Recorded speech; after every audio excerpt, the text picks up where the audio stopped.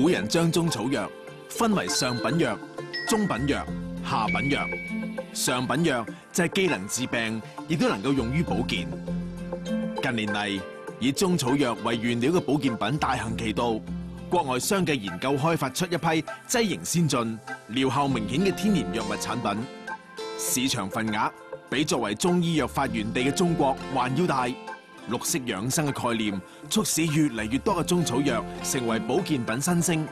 有一種非常有生長傳奇嘅植物，就係其中之一啦。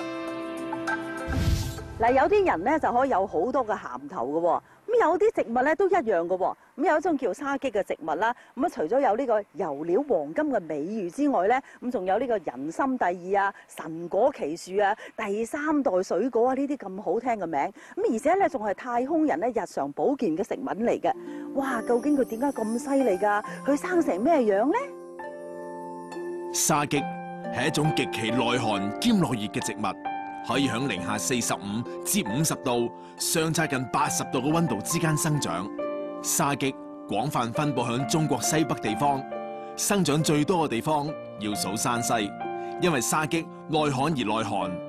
最初被用作保持水土、改良土質，後嚟山西人發現沙棘果異常咁好味，因此親切咁叫佢做酸溜溜啦。我哋喺山上面採藥嘅時候咧，經常都會見到啲好鮮豔嘅花朵啊，同埋啲好靚嘅果子。不過醫生咧都會叫我哋咧唔好攞嚟聞啊，同埋食啊，咁啊驚佢有毒。咁但係我身邊咧呢一棵黃色果子，嗱呢啲咧果子就係食得㗎。等我試下先。哇，有好多荊棘保護緊佢嘅。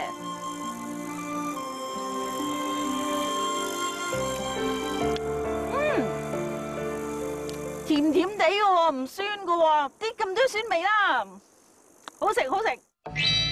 公元前12世紀嘅古希臘時代，由於連年征戰，殘兵病馬無數，將士們響遠征之中不得不遺棄嗰啲病弱嘅戰馬。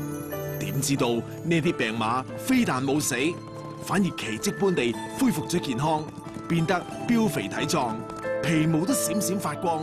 將士們暗自追蹤呢啲馬，先至發現原來佢哋係食咗叢林之中一種果。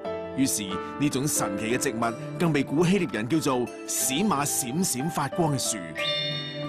呢一種被古希臘人當作驚奇大發現嘅物種，其實早響地球上存在咗幾億年。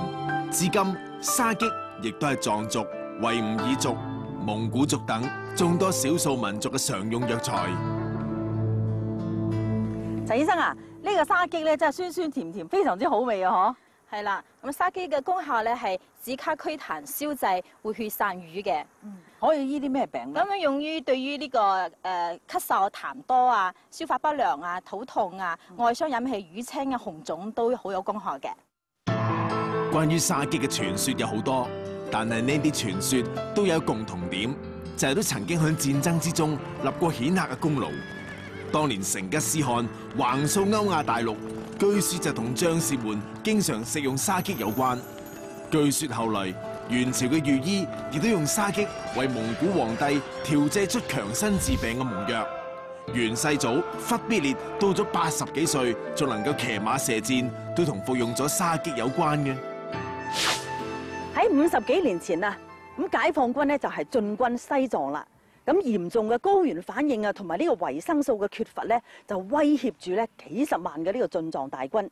咁喺咁危急嘅時候咧，藏族嘅嚮導咧就摘嚟一種桔黃色，咁藏文咧就叫做達日布嗰啲野果，就俾患病嘅戰士咧就食咯。哇！果然食咗之後咧，呢啲症狀咧好快咧就得到緩解啦。咁原來咧呢個達日布咧就即係沙棘啦。呢個沙棘咧含有豐富嘅維生素 C 同埋多種嘅氨基酸，能夠提供人體嘅多種嘅微量元素，同埋能夠抗疲勞同埋提高人體活力嘅功效。係啦，咁我哋都市人咧成日覺得周身疲倦啊，我覺得呢個都可能有啲幫助啦，會唔會咧？咁我諗多飲沙棘嘅飲品咧，可以起到呢個輔助作用嘅。咁啊中醫嚟講咧，真正能夠起到呢個預防嘅作用咧，都係通過中藥嘅調理啊，加強閱讀運動啊，呢個注意飲食食啊，同埋呢個精神嘅調護達到目的嘅。現代醫學證實，沙棘果具有藥理同埋保健功效，經已涉及到心腦血管系統、消化系統、各類外傷、炎症、抗癌等等各方面。各種沙棘製品都可以作為維生素補充劑。當年黃超軍遠嫁大漠，雖然當地氣候條件十分惡劣，但係佢嘅美麗容顏一啲都冇受到影響。據考證，佢嘅丈夫經常令人採集好多沙棘俾超軍服用，並且用果汁擦面洗手，因此超軍嘅美麗容顏一直長久不衰。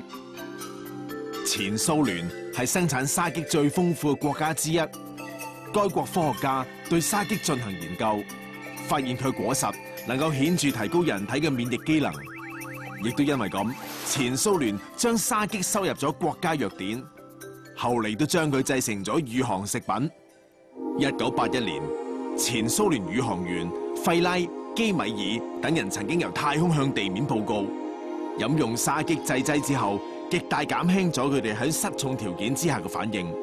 因此，前蘇聯用沙棘作為航空、航海、潛水同埋登山作業人員嘅飲品同埋營養食品。白師傅啊，你們當地人怎麼吃這個果子啊？小的時候吧，我們還經常就是把它集中起來，然後呢，就是用木板兒把那個汁兒把它榨出來，然後加點糖，反而覺得挺可口的。